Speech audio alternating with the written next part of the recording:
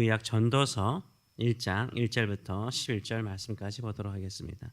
이 말씀을 가지고 반복 속에 새로움을 찾으라, 반복 속에 새로움을 찾으라라는 제목으로 같이 은혜를 나누기로 합니다. 이제 우리 전도서를 시작합니다. 전도서 하면은 솔로몬이 인생의 허무, 허상함을 표현한 것으로 우리가 보고 있습니다. 그럴지라도 그 허무하고 허상한 가운데 하나님의 일하심이 있는 줄 믿습니다. 하나님의 구원의 놀라우신 역사가 일어나는 줄 믿습니다. 오늘 이 말씀을 통해서 더욱더 우리 인생을 새롭게 바라보기를 원합니다. 나이가 들면 들수록 인생의 허무함, 인생의 짧음을 깊이 느끼는데 오히려 짧은 시간 속에서 더욱더 하나님을 만나는 일에, 이 땅에서 하나님을 찾는 일에 진심인 저와 여러분 되시길 축원합니다. 지금 겨울이죠. 2025년도 1월 매우 추운 날씨가 계속 이어지고 있습니다. 강하고 추운 바람으로 인해서 더욱 춥게 느껴지는 1월입니다. 동부만 이렇지만 또 서부는 지금 강한 바람에 의해서 산불로 너무나 큰 고통 중에 있는 사람들이 많습니다. 앙상한 가지와 메마르고 삭막한 대지를 바라보면서 우리는 어떤 느낌을 가집니까? 메마름이 우리의 마음과 우리의 심령에 얼마나 해로운 것인가를 알 수 있습니다. 제 경험상 다른 계절보다 겨울에 나이 드신 분들이 나이로 인해서 추천하는 경우를 자주 보게 됩니다.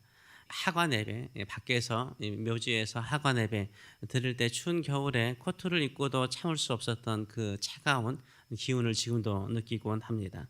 우리 인생 그리 길지 않습니다. 너무나 빨리 지나가고 있는 것을 나이가 들면 들수록 느낄 것입니다. 우리 자신만 바라보면 내가 나이가 이렇게 들었나, 세월이 이렇게 흘렀나라고 생각이 듭니다. 그런데 내 주변의 자녀들, 내 주변 사람들의 자녀들을 보면서 우리가 나이가 들었다라는 것을 깨닫게 되는 거죠. 그들이 장성하여서 결혼하고 자녀들을 낳고 또 그 자녀들이 자라가는 모습을 바라보면서 내가 나이가 들었네, 세월이 많이 흘렀네 라는 것을 깨닫게 됩니다.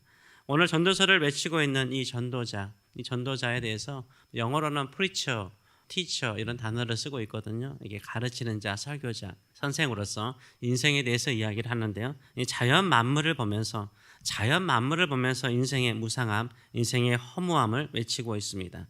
전도서의 저자가 누구인가 직접 솔로몬이라고 말하고 있지 않지만 1절을 보게 되면 다윗의 아들이고 예루살렘에 살았다라고 말함을 통해서 솔로몬이라는 것을 우리가 알 수 있습니다.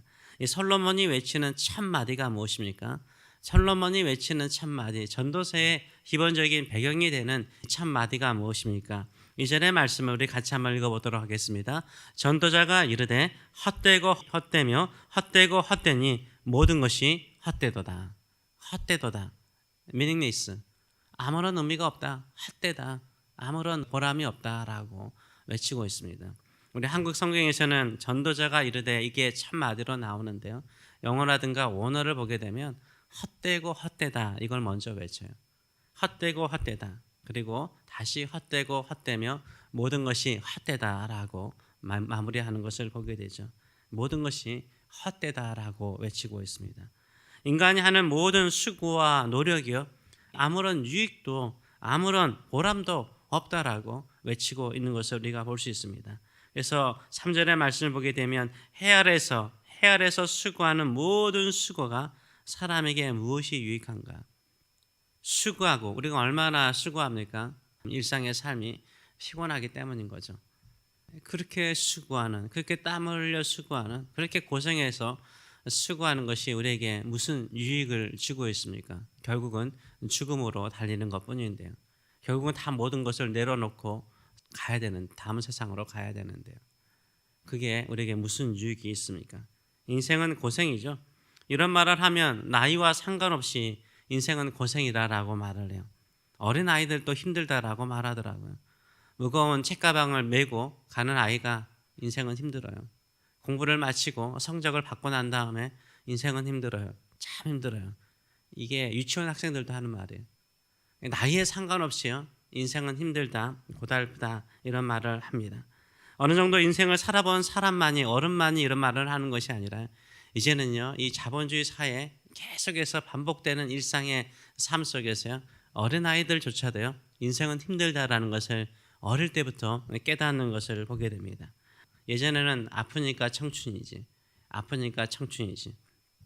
이런 말이 유행하고 나왔습니다. 솔직히 안 아픈 시절 있었나요? 안 아픈 시절 있었어요? 청춘만 아팠나요? 어릴 때는 안 아팠나요? 사춘기 때는 안 아팠나요? 자아상, 비교의식, 괴롭힘을 당하거나 인생의 허무함을 미리 어릴 때부터 느낀 아이들, 나이가 들면 들수록 아프지 않나요? 마음이 안 아파요? 마음이 아플 때가 얼마나 많은지 모르죠. 나이에 상관없이요, 그 인생은 고생이에요. 허무함이 있고 아픔이 있는 것입니다. 전도자가 왜 모든 수고가 헛되다라고 말을 합니까? 첫째는 인생이 영원하지 않기 때문이라고 말을 합니다.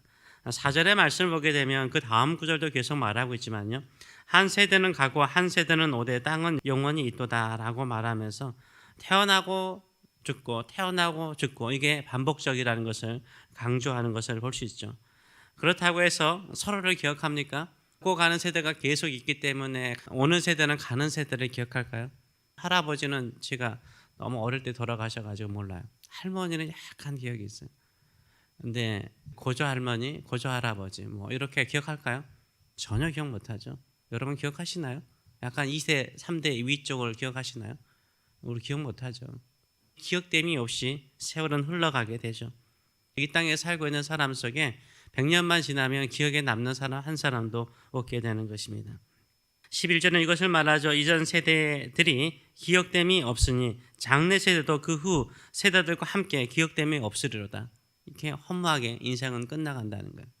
인생은 추억이다라고 말했는데 한 세대, 두 세대의 마음속에 추억으로 남지, 우리가 영원토록요 이 땅에 있는 사람들의 마음속에 추억으로 남을 가능성은 거의 없다라고 고백하고 있는 것을 볼 수 있습니다. 우리 자신이 영원히 있지 않음을 인정하고 고백할 때요, 우리 인생은요 다시 볼 수 있는 거죠. 삶의 자세가 달라지게 되는 것입니다. 그런데 끊임없이 사람들은 이런 반복된 인생의 허무함 속에서도요 계속해서 수고할까요? 왜 수고할까요? 왜 고생할까요? 왜 인생을 그렇게 살벌하게 살까요?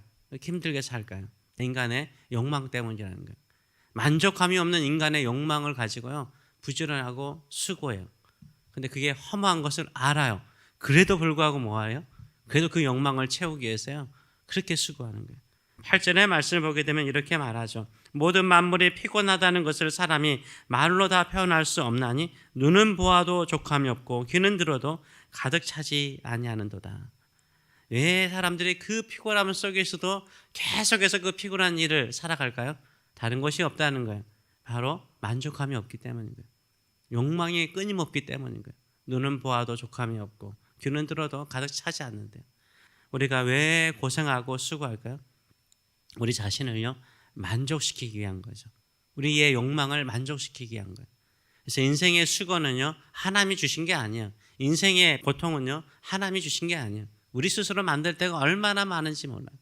이 자연의 모든 만물과 환경 속에서 우리를 에덴 동산에 두신 것처럼요, 비록 우리의 죄성이 있긴 하지만 그래도 나름대로 살아갈 수 있는 백그라운드를 다 주고 계세요. 햇빛도 주시고 공기도 주시잖아요. 또 필요한 모든 자연 만물을 통해서 먹게 하고 소출을 얻게 하잖아요. 우리 스스로가 우리 인생을 피곤하게 만들고 우리를 지치게 만들 때가 참 많습니다. 둘째로는 인생이 왜 힘들고 어려운가? 인생이 헛되고 수고한 것인 것을 자연 만물이 가르쳐 주기 때문인 거예요. 오늘 예를 들고 있지 않습니까? 해는 떠서 금방 진다는 거예요. 뜨고 지고 뜨고 지는 것을 계속해서 반복을 하고 있는 거예요. 또 바람은요 여기저기서 불어서 부는 곳으로 다시 돌아간다라고 말을 하고 있어요. 그리고 강물은요 바다로 모이는데 그 바다에도 물이 가득 차가지고 넘치지 않고 또 다시 순환한다라고 설명을 하고 있어요. 계속해서 모든 것들이 반복되는 거예요. 살아보니까 그렇잖아요. 우리가 오늘 하루도요 어제 사는 것과 크게 다를까요? 거의 반복일걸요. 아침에 일어나서 그렇죠? 새벽기도 하고 그다음에 또 뭐 여러 가지 일상의 삶의 똑같은 반복들을 하고 있는 거죠. 근데 나만 반복적인 것인 줄 알았더니 자연 만물의 봄, 여름, 가을, 겨울로 반복적으로 계속 돌아가는 거예요. 근데 한번 생각을 해보세요. 반복되는 모든 일 속에서 허무함을 느끼면요, 허상함을 느끼면요, 그 인생 거기에서 피곤해요. 그런데요, 그 피곤함을 이길 수 있는 길은 뭐예요? 반복되는 일상의 삶 속에서 새로움을 발견하는 거예요. 그 새로움은 어디서 오는 거죠? 인간의 수고에서 오는 게 아니에요. 어디에서 와요? 하나님께로부터 오는 줄 믿습니다. 반복된 삶 속에서 하나님께서 나를 깨우치시고 나의 인생의 길을 조금이라도 바꾸어서 역사하신다는 소망을 가지고 살아갈 때요, 인생을 달리 보게 되는 줄 믿습니다. 저도 자연 만물을 되게 좋아합니다. 그래서 자연 만물을 관찰하는 걸 되게 좋아해요. 그런데요, 작년에 피었던 새 잎이 아니에요. 올 봄에는 새로운 잎이 나와요. 나무가 똑같은 모양이 아니에요. 어디는 잘리고 어디는 다시 자라서요, 새로운 것을 낳게 돼요. 작년에 맺었던 열매의 맛이요, 올해도 똑같을까요? 아니요. 그 열매가요, 달라져요. 새로움을 발견해야 돼요. 하나님은 자연의 모든 만물들을 다스리시고 또 돌보시잖아요. 거기에 새로운 역사가 일어나는 줄 믿습니다. 그래서 보이지 않는 하나님의 새로움을 발견하는 사람이요, 인생의 험함을 이길 수 있는 줄 믿습니다. 우리의 반복되는 삶 속에서 하나님께서 오늘도 나의 삶 속에 일하고 계심을 깨우치는 사람, 그 깨우침 속에서 하나님의 새로운 은혜를 사모하는 사람에게 새로운 일들이 보이게 되는 줄 믿습니다. 새로운 역사를 바라보고 살게 되는 줄 믿습니다. 이런 믿음을 가지고 하나님께 나가시는 저와 여러분 되시길 축원합니다. 저 동력에 떠오르는 아침에도요, 어제 떠오르는 그 길에서 떠오르지 않아요. 어제 떠오르는 그 지점에서 떠오르지 않아요. 약간 올라와요. 아세요? 그리고 해가 지는 시간도요, 1분씩 달라지는 거 알죠? 더 길어지잖아요. 이게 하나님의 역사하시는 새로움이에요. 그 새로움은 우리의 삶 속에도 있는 줄 믿습니다. 그것을 통해서 하나님의 살아계심을 경험하시고 인생을 더욱더 새롭게 바라보시는 저와 여러분 되시길 축원합니다. 기도하겠습니다.